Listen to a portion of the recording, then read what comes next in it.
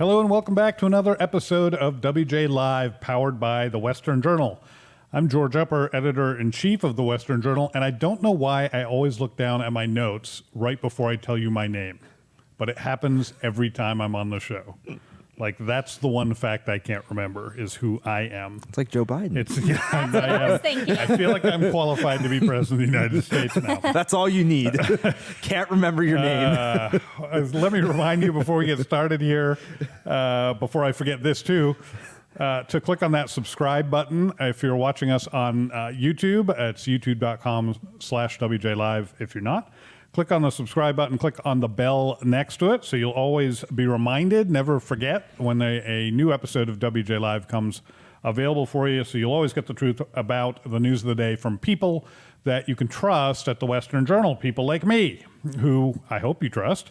On today's show, I'm going to be hosting my favorite game, Dumb or Dishonest, this time the Joe Biden edition. Actually, it's frequently the Joe Biden edition, if I'm going to be honest. People like assignment editor Joey Chester, who has some information about how a number of Republicans in the House of Representatives might answer the question of whether Joe Biden is misinformed or misleading. Which would be an alternative name for my favorite game if I decided I needed one. Change it up. People like assignment editor Olivia Brown, who's here on WJ Live today with yet another disturbing find on America's, or two of them, I guess, on America's southern border. Olivia. Awesome. So this should really concern both the left and the right.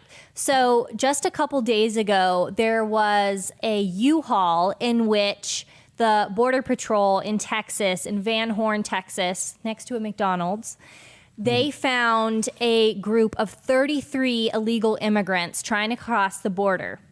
Can you pull up this photo? So this is awful. It's disturbing to see.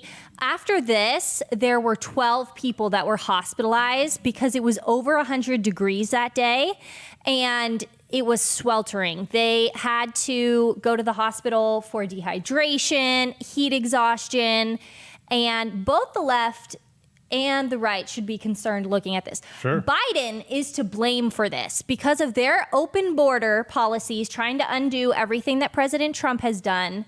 This is what we're getting. We're getting smugglers who are taking advantage of these illegal immigrants. We saw again on Sunday, there was 27 illegal immigrants in Laredo, Texas.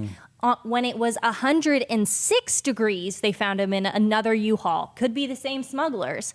So my question for you guys, why is the left defaming Border Patrol agents that are helping illegal immigrants like this, taking them to the hospital? They could have just left them for dead. That's how the left would have painted them. Right. Now, I think part of it, honestly, Olivia, is Donald Trump considered Border Patrol heroes, right? Mm-hmm. Yeah, definitely. And the Joe Biden administration is just out to do the opposite of anything the Trump administration did. It doesn't matter if it's right or wrong. It doesn't matter if it's good or evil. It doesn't matter if it's useless or effective. If Trump said A, the Biden administration is going to do Z, and that's just how it is. The left is so out of their mind with Trump derangement syndrome that they cannot bear to agree with him on any point. And so even if we all know there are, we used to call them blue dog Democrats, there are more moderate or even conservative in some places, Democrats, who would support law enforcement and Border Patrol and the U.S. military and those kinds of folks and efforts.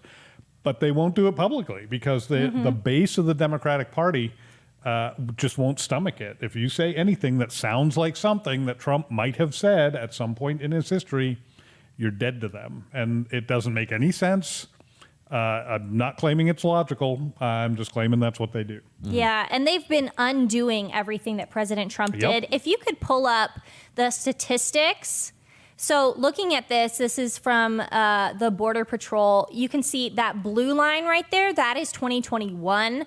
How much crossings by illegal immigrants has gone up. That is a 1% over April, and I believe it was a crazy number from the year before. It was like, was it like 400% or something? I can't remember the exact number, so excuse me if I say it wrong, but it was over 100% from when President Trump did it, from April 2020 to 2021. And again, we're seeing in May another 1% increase. That's 180,000 illegal immigrants crossing from not only Mexico, but also Guatemala and places from all over. All around the world, really. Yeah. Joey, I want to note that Ron DeSantis recently said that he is going to send law enforcement to Arizona and Texas so that they can, in his words, the federal government has failed the states, so we are stepping up and doing our best to fill the void. Do you think this is a way that Republicans can help the border crisis because the Biden administration is not taking the lead? I actually am a huge, huge fan of this. When the federal government fails... And Joey doesn't like anything. I don't like anything. anything. The fact that he's a Huge fan of fan. something is really impressive. Big fan. I think it's fantastic because when we know when the federal government fails to do things, who usually has to step in? Well, it's usually the states, and that's the state's responsibility. It's part of states' rights. And I think part of your right as a state should be protecting your border, whether that's a state border or a border with another country. And so when the federal government fails to enforce our immigration laws at the southern border, it's the state's jobs to deal with it. And GOP states have just been fantastic at coming out against Biden, taking charge. And Ron DeSantis, if this guy is gearing up for presidential run, he is doing a fantastic job because he's essentially doing Joe Biden's job by enforcing laws at the southern border.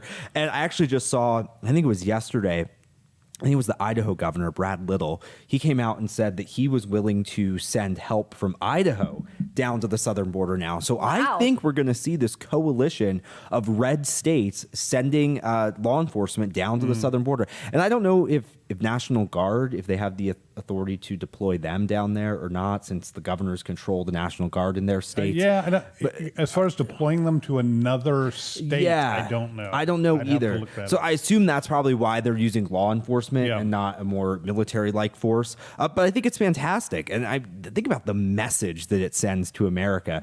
Joe Biden has failed so badly that the states are sending police officers to fight illegal immigration at the southern border. It is such bad optics for Joe Biden. It would be better for him just to admit there's a crisis. I need to solve it. We're going to solve it. Than getting walked all over by state governors because he won't do his job. That looks so much worse. Yeah, I do think it's only fair. That was interesting, Joey. I hadn't heard the Idaho piece of that. I do think it's only fair to warn those folks that it's 108 degrees out here in Arizona right now. Yep. Idaho doesn't have that. I don't think the thermostats go up that high. No, I don't think they might have shell shock. That might be difficult adjustment for Montana, I do not think they do go that high. I'm not sure you have the wardrobe you're going to need here. You may want to bring some pack light and bring money to buy new things. Is what my suggestion would be. We're in Phoenix, about 300 miles from the border, and so we can tell you it's hot out there. It's June 18th today. Out of the 18 days we've had in June, 15 of those days have already been over 100 degrees. Of the other 3 days, 2 of them we had a high of 99. I actually looked this up. So, may as well be 100 Cold front. degrees. Yeah, exactly. We had one chilly day, only got up to 94. And we're probably not going to see a high temperature below 100 until sometime in September. That's how it is. We live in Phoenix. We're close to the border. Often when you talk about that kind of thing in Phoenix, somebody will tell you that it's a dry heat. Which is true, but when people say that to me, I always respond in the same way. So is hell. And speaking of hell, the U.S. Conference of Catholic Bishops today voted 168 to 55, so about 3-1, to approve a teaching document aimed at people who conservative Catholics are in dangers of the fires of hell. They didn't use those words, but I think it's a fair summation of their point, because of their support of abortion. The Conference of Catholic Bishops Doctrine Committee will now draft a statement on the meaning of communion, and that statement is expected to include a section specifically rebuking politicians who claim to be Catholic and yet disobey church teaching on abortion and other key issues, what they call serious and grave issues. Interesting. And by the way, I saw a poll the other day that showed that 74% of Catholics agree with that position, with the conservative bishop's position. Wow. So 3 out of 4, it's essentially the same margin here. 3 out of 4 Catholics say that Catholic politicians who disagree with the church on, again, serious or grave matters, that's a quote, should be refused communion. So just yesterday, the Western Journal published a report revealing that Biden had requested a mass with Pope Francis during his, is it safe to now call it his ill-fated European trip? Has that been fated ill I would enough call at this it that. point? Okay. Oh, yeah. During his ill-fated European trip, but the Pope refused to do a mass for Joe Biden, saying he didn't want to appear to be trying to influence that vote that occurred today, which makes sense. But it gives rise, as soon as I read that, I had a question. Because I think the Pope had a really good point there. But that made me wonder, did Biden request the mass with the Pope in the first place for that reason, to influence, because he was trying to influence that vote of the Conference of Bishops? In other words, was this a political move on Joe Biden's part, or was this something motivated by his personal religious convictions? Joey, what do you think about that? Based on Biden's actions and political views over time and how that lines up with his faith, I have trouble believing that this was because of his personal religious convictions. I think Biden is a politically motivated person, and that's probably what's driving He's a political this. animal, no question. And so I actually saw a clip before we walked in here. Someone at a press conference today asked Biden how he felt about this. There was potential that he may be banned from receiving communion. And he looked like a deer in the headlights when he was confronted with this question. And so I think he's genuinely worried that this might happen. And he said, oh, this is a personal matter. I have no comment. It looked like a man who was afraid. And so I have a feeling that he did this to try to politically influence the decision. That's truly what I believe. Olivia, what do you think? Do you agree with that? Him or his handlers may have been doing that, because I'm not sure. You said deer in the headlights. That is a perfect way to explain Biden. And I do think everything that he does is politically motivated because he's a career politician. Sure. That's what he's used to doing. And it really does bring up a good point on looking at Biden's values, based on his support of abortion, the Democrat Party's support of abortion, Yes. looking at what the Catholic Church has to say on that, and is really important to look at that. I think it's a very interesting take that they wouldn't be able to take communion. As a Christian myself, I've never, had that sort of thing. So the Catholic Church is a little bit different than what I'm used to. Yeah. So, okay. So let's play my favorite game. Everyone's favorite game. It's not just my favorite game. Everyone loves the game of dumb or dishonest, which we end up playing pretty much every time I'm on WJ Live. Because it just applies so often when you talk about the Democratic Party. So Joe Biden claims to be a practicing Catholic, but whatever he means by that phrase, practicing Catholic, he doesn't mean somebody who values life the way that the teaching of the church or of Christ himself would require of him, right? These are standards that church members are supposed to live by. Yeah. I remember years and years and years ago in college, somebody telling me they were Christian, and I said, well, that means you follow the teachings of Christ. It's in the word Christian. Again, talk about deer in the headlights. They'd never put those two things together. So I don't know what they meant by Christian either. So So dumb or dishonest? Is Joe Biden simply clueless when it comes to the discrepancy between claiming to be a practicing Catholic but not actually practicing Catholicism? Or is he simply lying about his personal faith because he thinks there are political points to be scored? What do you think? Dumb or dishonest, Olivia? I think dishonest. He's not really showing the true, his values, they don't match up. And so that's very dishonest. Okay. Joey? Dishonest. I think Joe Biden is a very, very bad person.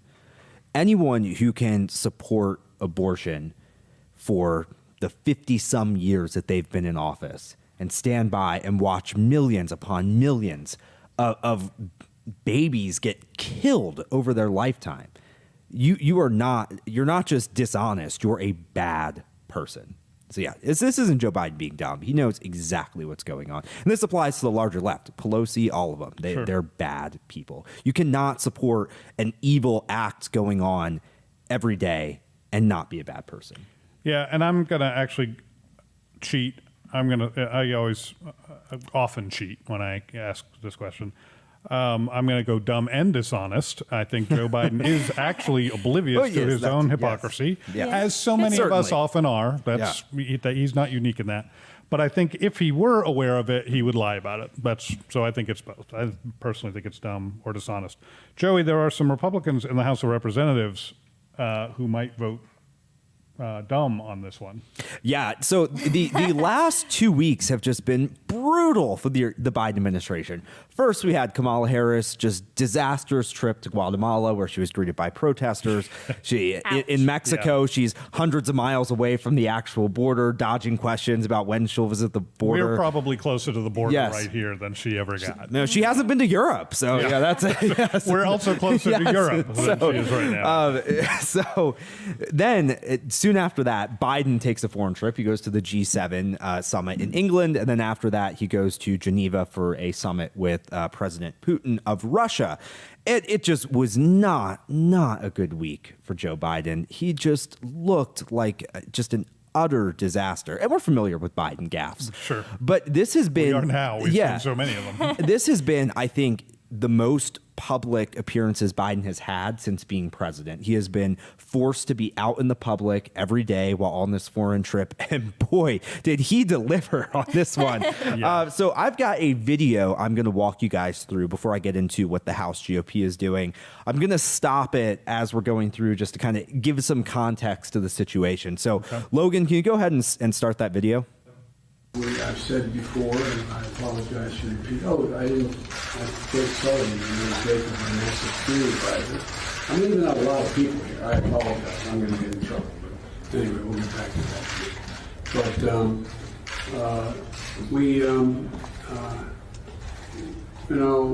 there's a lot that is happening. Okay. After this, pause it. Okay, so we have Biden. He's got note cards here meeting Putin, which is such a bad look. He clearly needs help with this meeting. I actually looked and I went back to when Trump met with Putin for the first time. And Putin actually brought note cards to the meeting with Trump. That's Putin needed note cards to meet with Trump, and Biden needed note cards to meet with Putin. And that is really such a stunning comparison. And then in that first clip, we saw Biden speak for about 30 seconds straight and make absolutely no sense. He's bumbling. I'm going to get in trouble again. Okay, Joe. Yeah. Who are you getting in trouble with? Jill's going to yell at him again. Jill's going to scold him. Yeah. So let's play some more from that video, please. I've said before. What do you say to Vladimir Putin? To answer the first question, I'm laughing too. They actually, well, look, I mean, he has made clear that the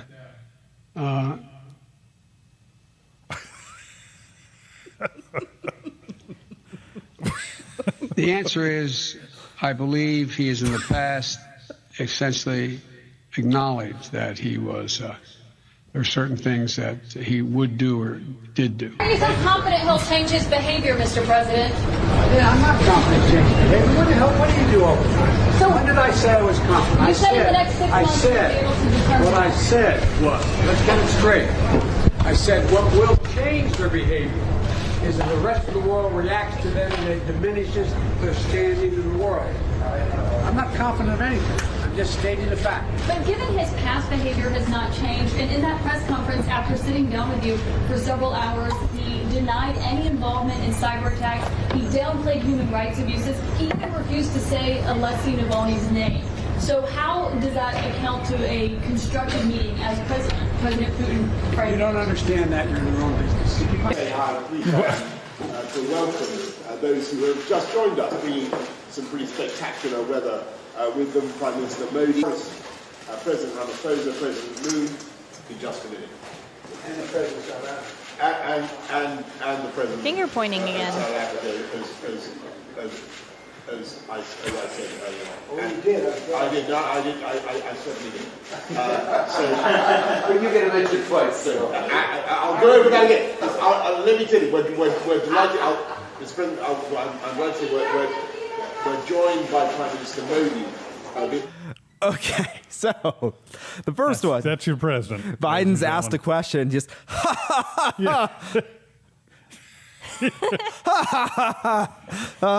disturbing. It is. That was uncomfortable. Really uncomfortable. That's exactly the right word for it. and then blowing up at Caitlin Collins from CNN saying Yeah. she's in the wrong business Right. and what the hell? Yeah. Imagine if Trump said that to a reporter. I mean, we'd hear for 7 days about how Trump is a sexist and he hates female reporters. Right. He'd be And so then- vilified. Then Boris Johnson in that last video introduces the president of South Africa.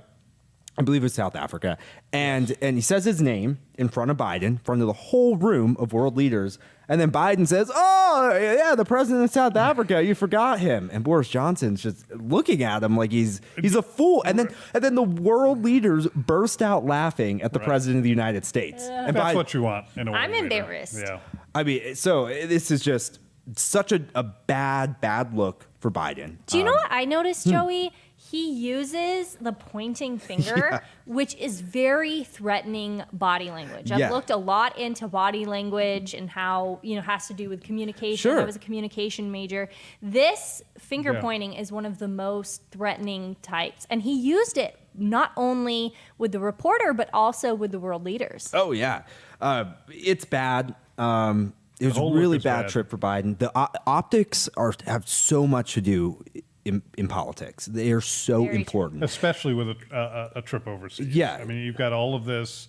Biden's always going to be in the eyes of the foreign press. They're always going to pay attention to what he's doing. But when he comes to their doorstep, Yeah. he's going to be all over the news in all of the countries that he visits. And this is what people think of America, is what you just watched throughout the world. It's not comforting.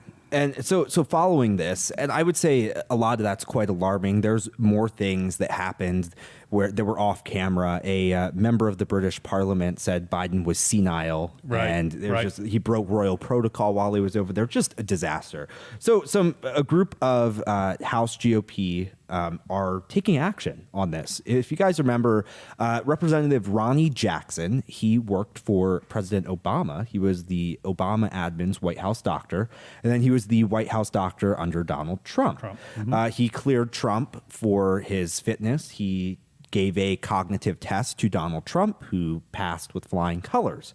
Well, there was a report from The Hill yesterday that Ronnie Jackson was gathering signatures for a letter to deliver to Joe Biden to demand a cognitive test from Joe Biden. It makes sense following this disaster of a foreign trip. He said, the American people should have absolute confidence in their president.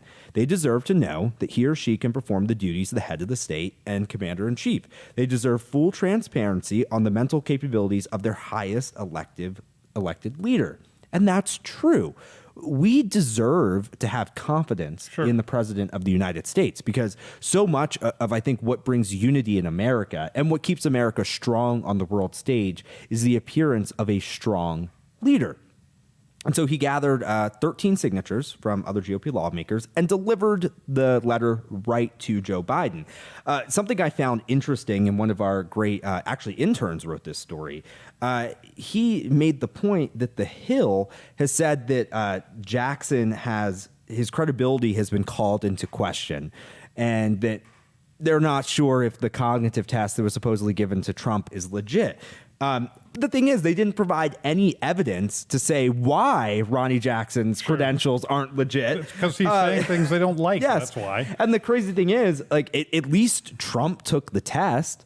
Biden hasn't. Why can't Biden be given the same exact test that Trump was? If they really believe that Trump was a fool and they called his cognitive abilities into question all the time, so they really believe that Trump is a fool and he passed this cognitive test, then Joe Biden should be able to pass it with flying colors. Ought to be able to sleep through it. Yes. So and probably will.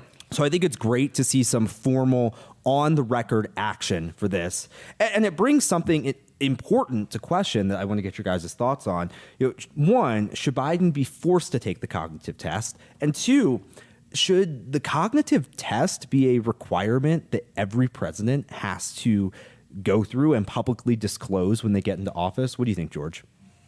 I mean, for sure, Biden should take the test. I think there have now been enough public displays of questionable function. I'm trying to be polite. That's one way to put it. It's very kind. Well, I'm closer to Joe Biden's age than you two combined, I think. So I have a little more sympathy, maybe. But yeah, there've been enough things that have called his mental agility into question that I think this is the guy with the nuclear codes. Yeah, I think America needs to know that those codes are in safe hands, so that he's not going to, accidentally think he's, turning on the garbage disposal and nuke North Korea. Oh, no.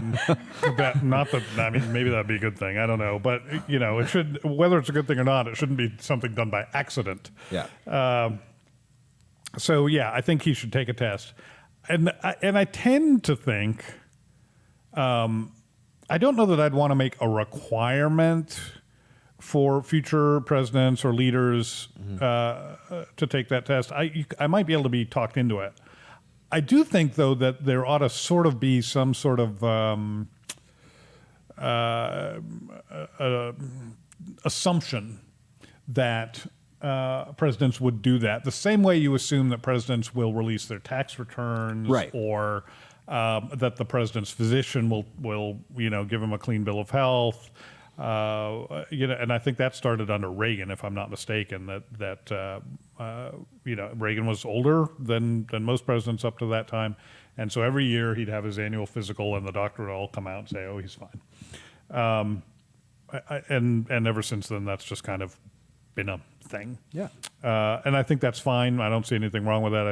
I do think the American people do have an interest in knowing the mental and physical limitations of the leader of the free world. Totally. So I just sort of instinctively don't like requirements and stuff. Yeah, I get that. But I do like the idea of it happening, with or without requirement. Sure. I like the idea of a requirement. However, I started thinking about it more, and what if are we having them take the test after they've already been elected by the people, or are we having it taken before? Are we going to have every single candidate take this test? And remember how many candidates there were in 2016? There was a lot. So how are we going to figure this out? I do like the idea of a requirement, but I'm not sure how it would be put in action. And if you're going to do that for the president, what about senators? What about governors? What about House of Representatives? I'm not strongly against it. I just think there are a lot of other sort of adjacent questions that we'd have to ask. I do kind of like the idea of maybe presidents have to be, or presidential candidates have to be at least 35 years old. Maybe there should be a lower IQ limit. I feel like we could have saved the Democratic Party lots of money we could have cut out 2/3 of their candidates probably just by administering that test. So, Yeah, I don't, maybe. This gets into kind of my next part of this, George and Olivia, both things you said. Yeah, if they get elected and then they take the test, we find out that they're Then what do we they're do? incompetent. Yeah. You're like, oh shoot! And that's what the do we other thing. do? That's the other thing. What if he fails and now we've got President Harris? Like, Yeah. I Could want you Joe impeach back. him? I want Joe Yeah. back. So that brings me to the question: should we have a serious discussion about age limits for president? Is there an age you reach when you just like, okay, we cannot let this guy run for president? Biden is 78 right now. He's the oldest president in history. He will be 82 when he leaves office, or he'll be 82 if he wins a second term. I hope not. I don't think he'll make it that long, but just theoretically, he would be 82 going into a second term, which is kind of crazy to think about. If I was still alive at 82, I would not want to be president of the United No. States. Yeah. And I'm 53 and I don't want to be right, president of the United yeah. States. And Trump as well. I love Trump. He's 74. If he's seriously considering running, he'll be 78 when he runs the next time. That's He'll the be Joe same age Biden's as Biden is now. Yeah. And we've criticized Biden so much on his age. And so it's like, does there get to a point where like, okay, these people have been in public life so much. They're older. There are legitimate health problems. Should we bring someone younger on the stage? I always go back to Ron DeSantis. He has that similar personality as Trump, but he's young. He's in his 40s. He has so much life and energy, and we don't even have to question cognitive ability at that point. So it's just an interesting question. I know they've talked about it for like the Supreme Court adding an age limit to get rid of lifetime appointees. We talked about term limits in Congress. I mean, there's what Chuck Grassley is like almost 90 years old. Yeah, Dianne Strom Feinstein Thurmond was oh yeah 102 or something right like yeah. Dianne Feinstein's almost 90. It's like okay. At what point are you still an effective leader? And so I think it's a legitimate question. What do you guys think about an age limit for the presidency? I think potentially, but you can't really measure age with cognitive ability because Right. it really True. depends on the individual person. I just remember thinking about, my grandparents, and my grandma who died at 96 was sharp as a tack. Mm-hmm. Sure. The day she Yeah. died. Yeah. Yes, that's So, and then looking at Biden, he's even younger than her, and he is not sharp as a tack. He is as sharp as this flat table. Yeah. But Yeah. so we can't really call in cognitive abilities with age. However, you are right with that. There was my Did you see her other pointing at you? things. Did you see It's how very that aggressive. was? Yeah. It was very yes. aggressive. I need to talk to HR after this. Yeah, the finger pointing is. Did I point? You did, yeah. Yes, kind of. Yeah. I use my hands a lot, Yeah. so that's why. Just playing with you. I didn't even notice. I didn't notice either. She's clearly trying to assert her dominance Yes, in this conversation. yes. There's no question about it. I think I'm with you, Olivia. So my two grandmothers, one was she was in her 80s when she died. I don't remember the exact age. Sharp as a tack, like you said. My other grandmother, bless her heart, had the flu in. I believe she was in 6th grade, and she had some scarring on her brain, and she was a lovely woman, and was functional. Yeah. But you wouldn't want her to be president of the homeowners association. I mean, she just didn't have that ability from the time she was 13 or something. Yeah. So I don't know that I think age might be a little arbitrary as a strict limit. What I might say is once you reach age 74, I'm picking a number, 74, whatever number. Then if we want to talk about making some sort of cognitive or physical test, That's an interesting idea. annually Yeah. required I like at that that idea. point, Yeah. that might make some Right. sense. And that way you're not simply equating age and function, but you are acknowledging that, as we get older, we slow down. Or so I'm not that old yet, but someday, theoretically, I might slow down. So, yeah. You start aging at 25. Did you know that? I So did not that's- know that, but we need to tell Joe Sedian that because he had his 25th birthday about a month ago. So we need to remind. He already thinks he's dying. You will scare him very badly. We do definitely need Joe. I hope you're watching this. You're aging. Yeah, that might You're be it. aging. Yeah, that might do it. That might be the straw that breaks the camel's back. Never mind, Joe. Don't pay attention to anything I'm With that, we need to start wrapping it up here on WJ Live, powered by the Western Journal. Glad you could join us. Listen, just before we go, many of you recently have taken advantage of a sale we've been running at the Western Journal on our membership packages, which come with ad-free viewing, lots of other cool benefits, in addition to what I think is actually more important, which is the knowledge that you are supporting the largest Christian conservative publisher of news and commentary out there. But we are the largest and most influential. And if you missed our Memorial Day and Flag Day sales, we do have another promotion. I told you guys that I talked them into rerunning the Memorial Day for Flag Day, and I told you I wasn't going to be able to get away with that again. And I was right. I wasn't able to get away with it again. But we've a new one. Which if you go to westernjournal.com/join, in some ways this is better, this promotion actually, westernjournal.com/join. There are a couple of different options there. I won't go into the details of what you get with each option because you can read it there just fine. It's very easy to navigate. But for a limited time, and I'm saying that not because I'm a great salesman, but because I don't know how long we're going to do this. I just know it's limited. When you purchase an annual membership to the Western Journal, you will only be charged for the first 10 months. You'll get the last 2 months of that year for free as a thank you from us for supporting us in our battle against fake news and establishment media bias. And if you're watching us today, you already know that those things exist and that they're a problem. I don't have to convince you of that. What you might not know is how easy it is to join us in that fight. Just go to westernjournal.com/join. Pick the option there that you like better, that fits your lifestyle better. Get a great deal and a thank you from us. I promise you, you will be making a difference, and it will not break your bank account. We're talking about pennies a day. That's all we're talking about. So go to westernjournal.com/join. and become a member today. And with that, we must say adios. We will be here every Monday, Wednesday, Friday to bring you the truth at 5 p.m. Eastern, 2 p.m. Pacific. We'll see you again next time on the Western Journal. Thank you guys for being here. Good show. Thank you for being here. We wouldn't and couldn't do it without you. Take care and stay safe. Good morning, good afternoon, good evening, whatever time of day it is that you are joining us. Thank you so much for doing so. I actually want to say aloha, but, you know, as you can all see, we are dressed themed for our beloved editor-in-chief, George Upper. It's his birthday today, so we're just going to throw that out. I'm George Upper, editor-in-chief of the Western Journal, and we have more bounce in Arizona than all y'all combined. More bounce? I'm just going to give you a minute to think about that.